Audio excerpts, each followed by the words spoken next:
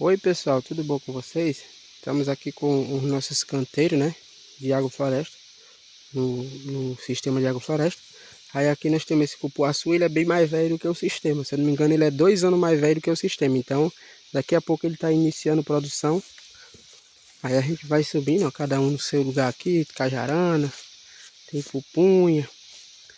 Aí vai ficar melhor para eles depois, porque eu vou abrir essa outra área ali, ó, onde tem esse mato maior, para poder fazer outros canteiros. Esse vai ser focado mais em abacaxi, macaxeira, e vamos plantar também outras plantas, né? Aí tem um pezinho de rambutã, abacaxizinho florido aí, né? Os abacaxi não florido todo igual, aí você vai ter de vários tamanhos. Aqui nos canteiros já tem maior do que esses aí, quase saindo já, né? Quase no ponto de comer. E é isso, pessoal.